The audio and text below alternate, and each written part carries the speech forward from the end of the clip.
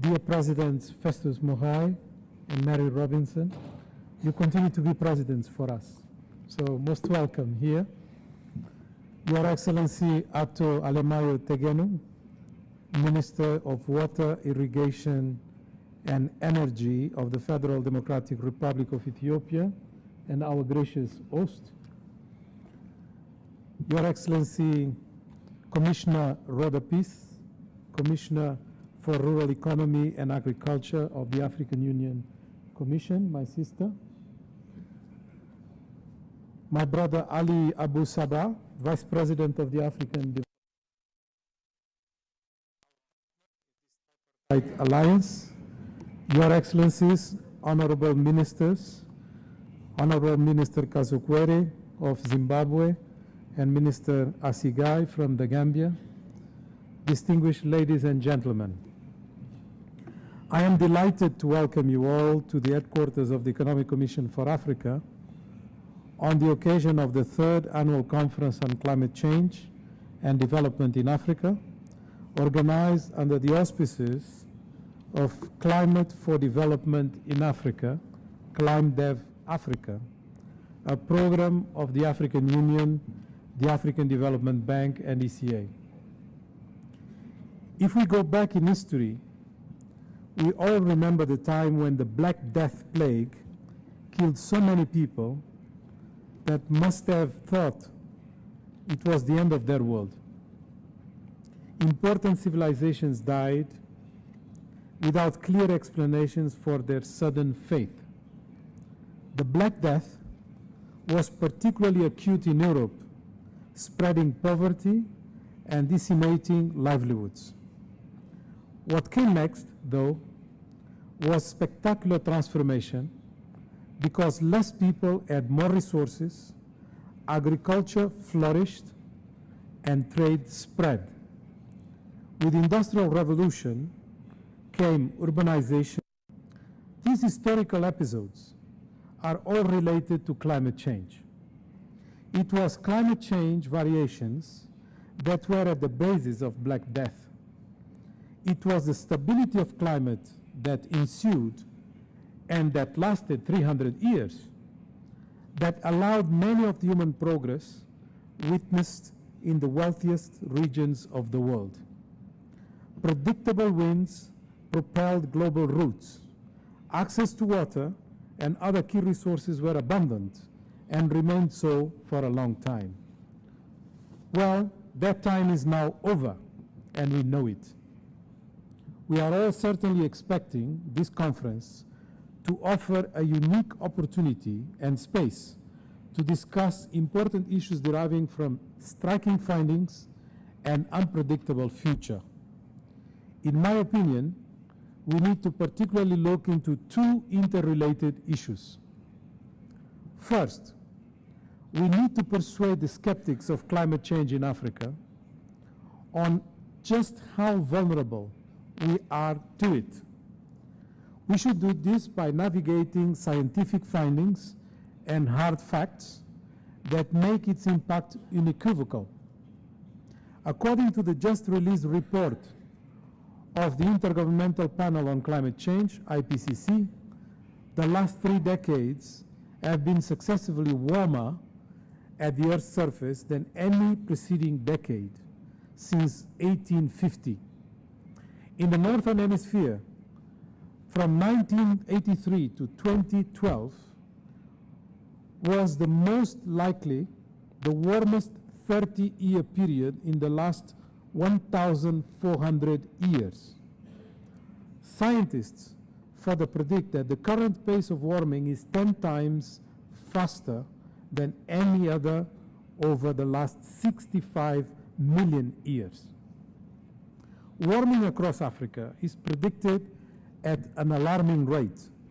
We are becoming familiar with some of the effects of climate variability across the continent. For instance, the severe droughts of 2011 in the Horn of Africa, where we are, and the 2012 drought in the Sahel region affected over 23 million people. There is also the example of ongoing coastal erosion and rising sea levels that threaten the very existence of Africa's small island developing states. Earlier this year, floods devastated Port Louis, Mauritius' beautiful capital. They were caused by 156 millimeters of rainfall that occurred in just less than 2 hours, resulting in major damage. The impact of rising seas and increasingly violent and frequent storms can make many tourist beaches disappear by 2050. Even our grandeur continental symbol, the Kilimanjaro, is losing its white cap. The second issue is about leveraging the opportunities that arise from the nexus between Africa's transformation agenda and climate change. With an average GDP growth projected to remain around 5% or more, Africa is likely to outstrip Asia by 2050. It is already the fastest growing continent, despite an ailing global economy. Yet, Africa continues to be patronized and perceived as a casualty of climate change, as opposed to a contributor to the solution. It is as if debate on climate was reduced to how we can adapt to what others cause, indirectly questioning whether it is time to industrialize and follow others' successful path. This is wrong, and this needs to be counter-argued. The type of industrialization path Africa chooses will make a big difference. Africa possesses some of the best resource base for industrial production. Exporting the resources far away deprives Africans from jobs and the world of sustainability, given the CO2 emission impact of the current flows. Africa exports jobs precisely when it is about to become the largest reservoir of manpower, projected to surpass China or India by 2040. Shifting production closer to the source would be economically beneficial to Africa by creating sustainable employment and generating wealth, but also to producers, given the increasing industrial unit value accrual in Asia. If it took the UK 155 years to double its GDP during the Industrial Revolution, and Africa has achieved the same in the last 12 years, it is imperative to capitalize on growth for real transformation. That means industrialization. As countries grow, they become cleaner, more urban, more peaceful, more efficient, and better informed. This rationale is based on the environmental version of Kuznets' curve, which describes the relationship between prosperity and inequality in an inverted U shape. In a nutshell, at the early stages of growth, inequality tends to rise. At later stages, it falls. Similarly, in the early stages of growth, biodiversity tends to suffer, and in the later stages, it benefits. We can see this relationship taking form in countries like Brazil and South Korea that were considered poor until recently. As one of the most vulnerable continents to climate change, Africa's growth momentum faces a fundamental risk. For instance, agricultural production and food security could be severely compromised, given that more than 90% of Africa's agricultural production is rain-fed and therefore highly vulnerable to the impacts of climate change. It is estimated that by 2020, yields from rain-fed agriculture in some African countries could decrease by as much as 50%, exacerbating food security challenges. Needless to say, this would have dire socioeconomic consequences. Livelihoods of farmers, pastoralists, and agro-pastoralists will suffer.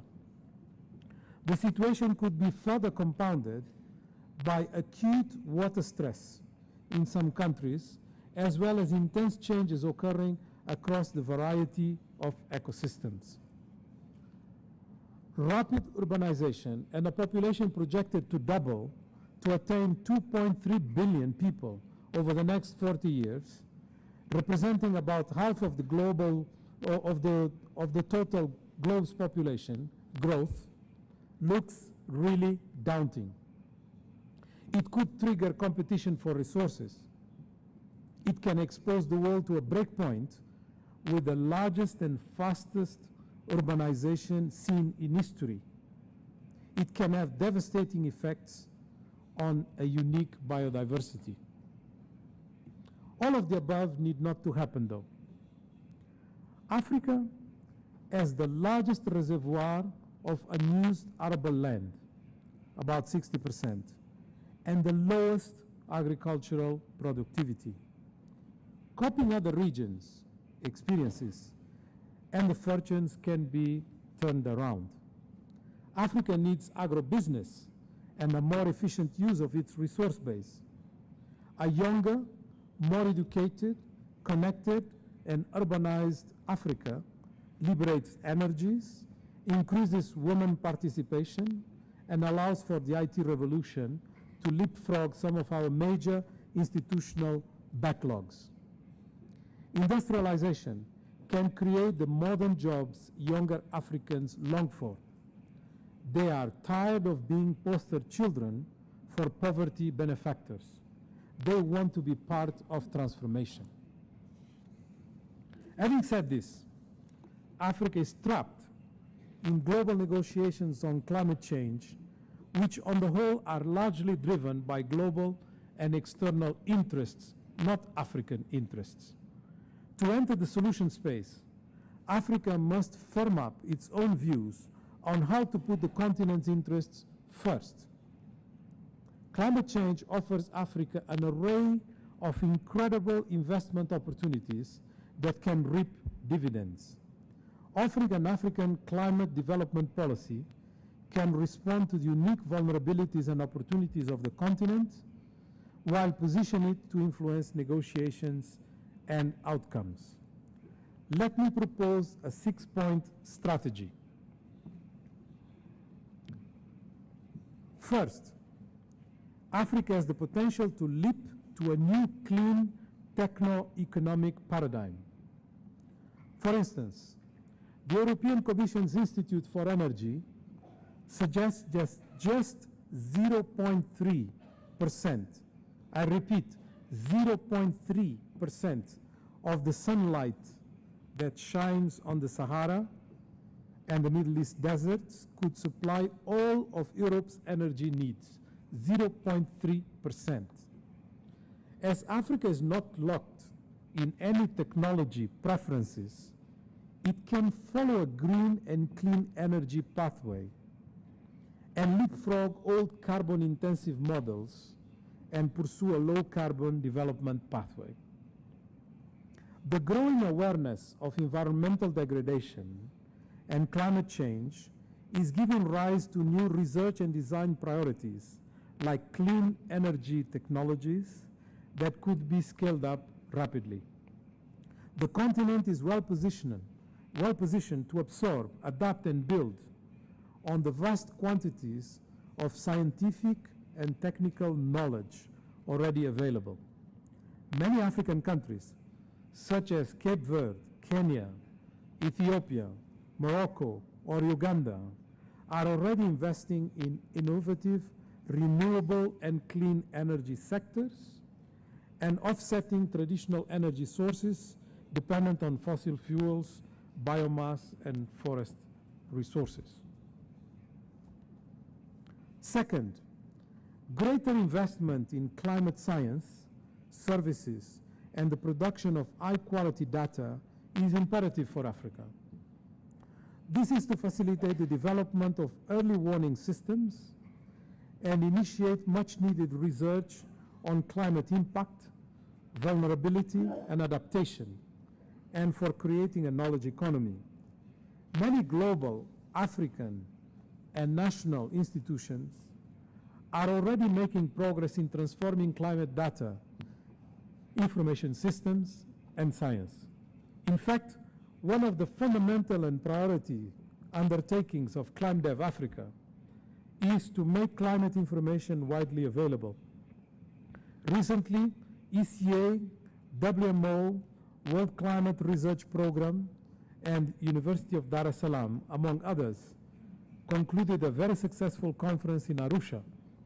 The focus was on identifying African climate research frontiers to guide research in the next decade that will contribute to climate information and knowledge, inform policy decisions, and development planning.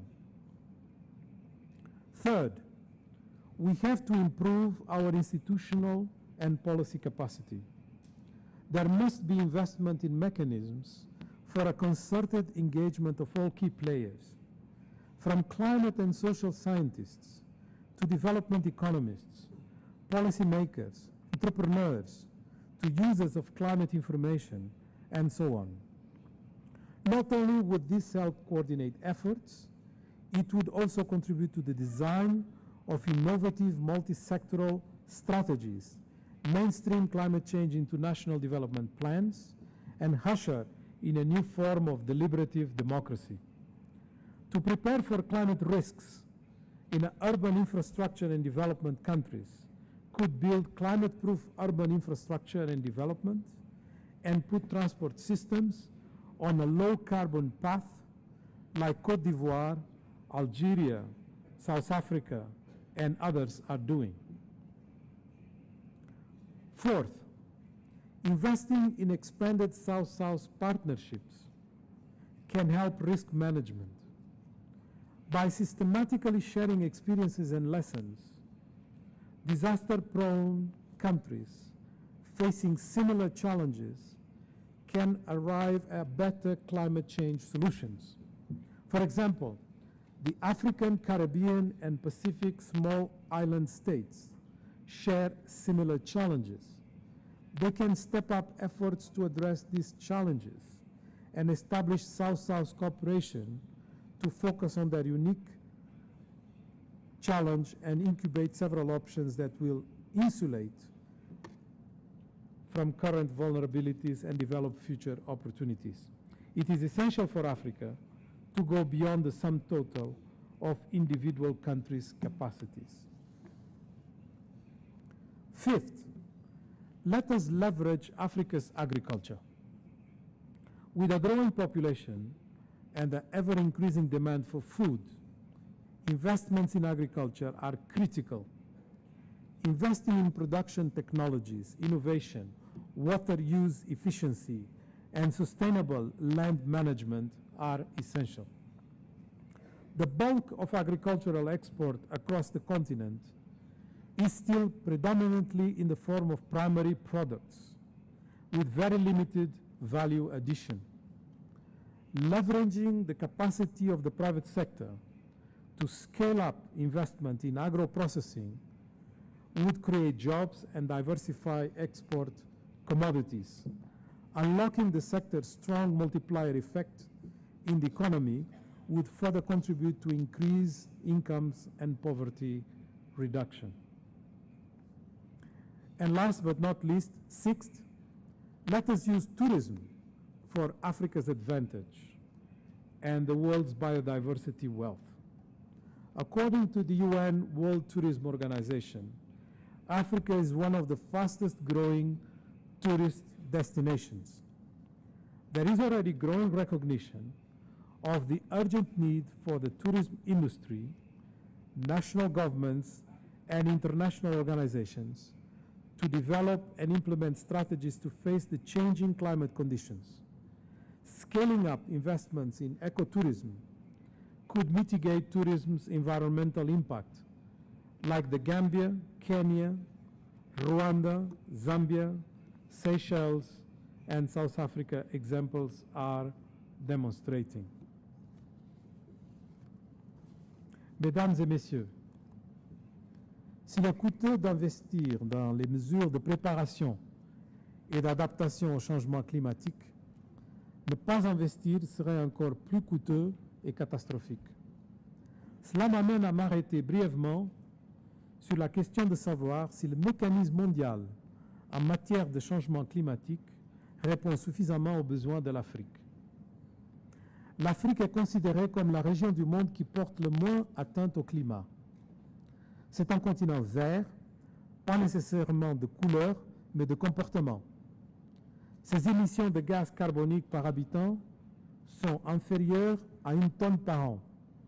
Elles contribuent pour 2,4% seulement des émissions mondiales.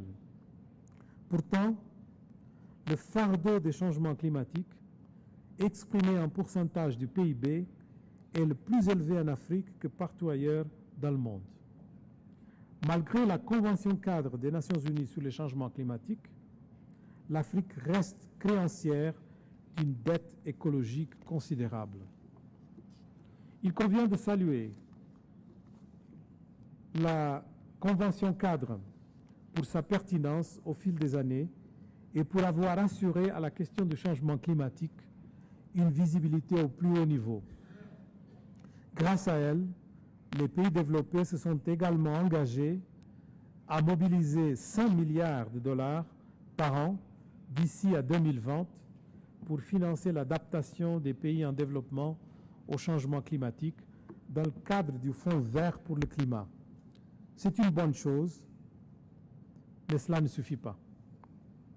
21 ans après le lancement de la Convention cadre, les émissions mondiales n'ont cessé d'augmenter et les principaux pollueurs ne sont toujours pas juridiquement tenus de ramener leurs émissions au niveau requis pour éviter un changement climatique irréversible. Au lieu de cela, les pays directement responsables de 80% des émissions mondiales sont en train d'inverser la tendance en rejetant la notion de dette écologique. Les sommes que reçoit l'Afrique au titre de l'aide à l'adaptation sont vraiment négligeables, moins de 2% du total. Le développement économique ne figure pas au premier plan dans les négociateurs sur le climat et aucun accord n'a été trouvé au sujet d'un compte pertes et préjudices. Est-ce compatible avec l'Afrique que nous voulons?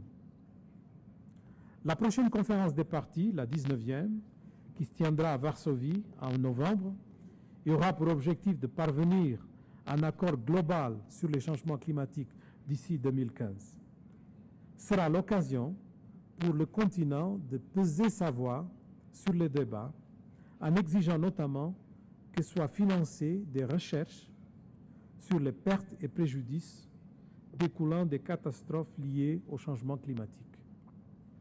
Par ailleurs, la justice climatique occupera une place centrale dans les débats de la 19e conférence des parties et il conviendra d'aborder la question dans un esprit pragmatique.